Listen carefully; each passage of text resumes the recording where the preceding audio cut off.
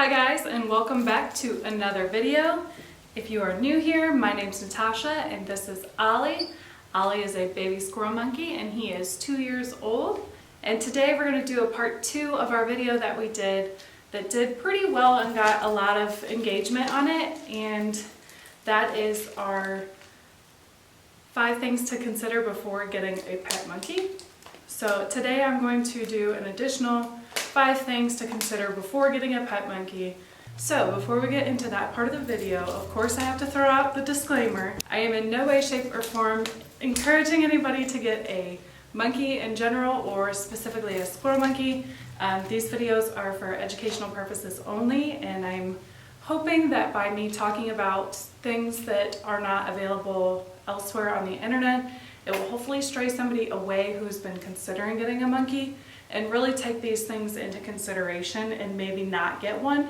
That is the goal, because we do not recommend non-human primates for every person. It is definitely a very unique situation that comes with a lot of work and a lot of dedication.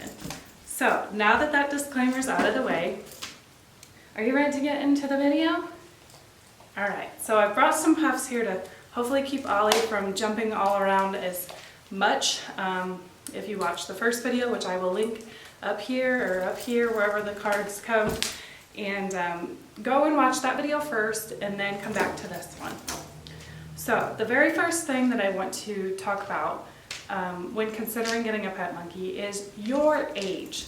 This is something that many people may not think about. So your age is something to really take in consideration. If you get a monkey and you are 40 or 50 years old already, the monkey is going to live until you are 60, 70 years old, and you could come up with some health issues, or there's just a whole bunch of things that you need to take into consideration when having a primate that lives that long, especially when you are getting into your own golden years. So take that into consideration. And let's get to point number 2. The next thing you should take into consideration is where you live when it comes to whether or not you have fresh fruits and vegetables available year-round. This is something that you may not even think about. Most people just think that monkeys eat monkey biscuits and that is it. But actually their diet consists of fresh fruits, fresh vegetables, and that is year-round. So if you are in a state or a country where you are allowed to have a monkey and you do not have fresh fruits and vegetables available year-round, I would not even consider getting a monkey. That is a huge staple in oLLie's diet. We supplement if there's nothing that we can find in the grocery store. We have our garden, and we also have the greenhouse. We do have, indoor methods that we could use as well with lights and everything if we absolutely needed to feed him because there was some sort of vegetable or produce shortage. That also goes for just in general for our family as well, not just because we have oLLie, but oLLie definitely eats better than we do most of the time. Okay, so the next thing, number 3, would be to consider your actual home. This is something that we considered before oLLie got here, and if you know oLLie's origin story and how we got him, you know that it wasn't something that we had planned on doing or planned on getting. If you haven't seen that video, I will link it in the description box below. Thankfully though, we did have an extra bedroom, and it's actually a very large bedroom, oLLie's playroom, and we were able to convert everything up here to be monkey proof, and for the most part he's up here without his lead on. I only have the lead on today because I do have 2 cameras set up and I don't want oLLie to knock them over. But most of the time he's up here without his lead on. The room that you are dedicating towards the primate needs to be completely and 100% monkey proof. And this goes beyond what you would do for a child.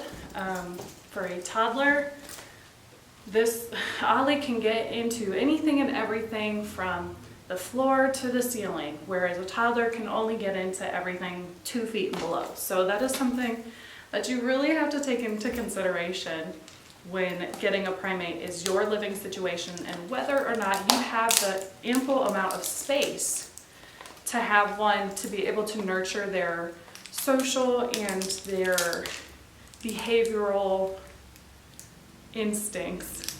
I'm trying to see if you're going to get open. Can you get it? Huh?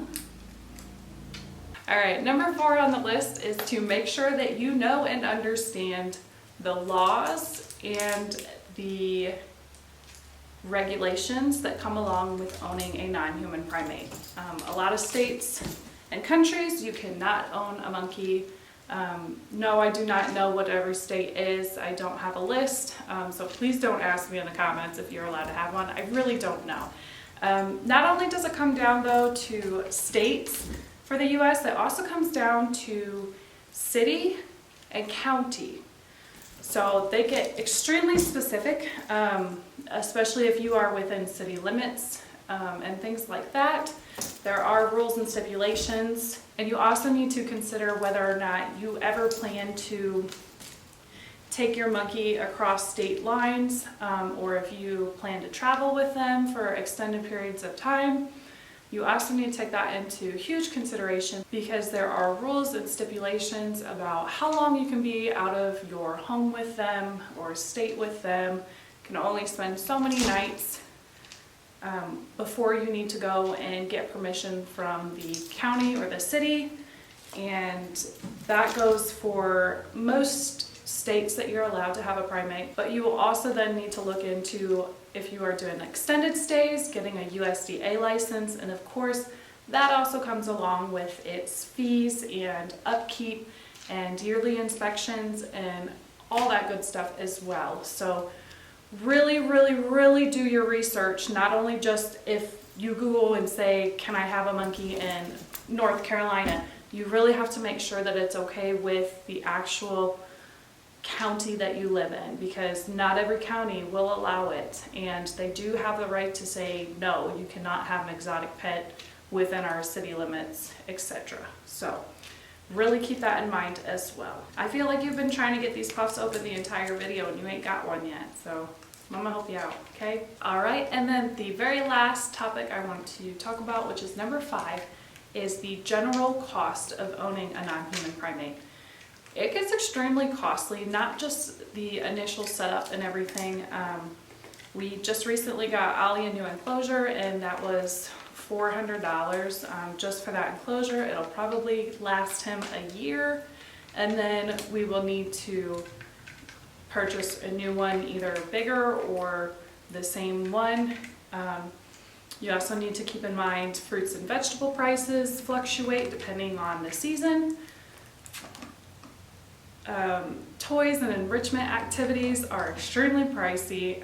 If you didn't see my latest PetSmart video, go and watch that one. You will see we quickly spent over our $50 gift card limit very quickly for a couple of toys, so it goes very fast when you have a non-human primate, that is for sure. Other costs that I can think of off the top of my head would be vet bills are very, very, very expensive. Specialized vet care, he cannot just go to any normal vet. It has to be a non-human primate vet that specializes in monkeys, and they are very far and few in between.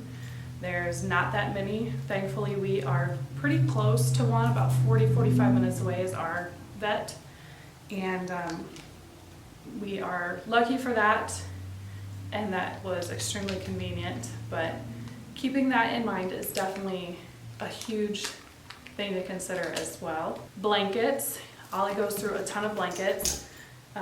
Laundry detergent and soap, you are going to use like triple the amount that you would normally use just in keeping their blankets and their toys and everything clean themselves. Cleaning supplies. What else, oLLie? Diapers. oLLies are all handmade to fit him specifically, and they are pretty pricey as well. Another thing would be vitamins and minerals. If you are in a state that does not get enough sun, specifically during wintertime or certain parts of the season, you will have to supplement with vitamin D3 powder and other sorts of supplements and minerals to make sure that the monkey does not develop things like rickets. and some extremely painful, debilitating diseases. So that is another thing that you also need to consider is vitamins and minerals and supplements for your non-human primate.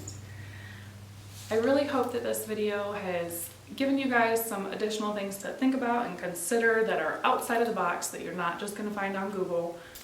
These are all things that we had to learn ourselves, and so if you like educational videos like this, please give it a big thumbs up and subscribe, and leave me a comment below on your thoughts and what you thought was the most helpful tip or the most interesting tip.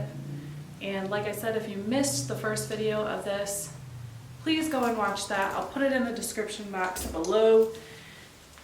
And yeah, you've been good, oLLie. Yeah. So thanks so much for watching the only channel on YouTube dedicated to the life of a baby squirrel monkey. We'll see you in the next video.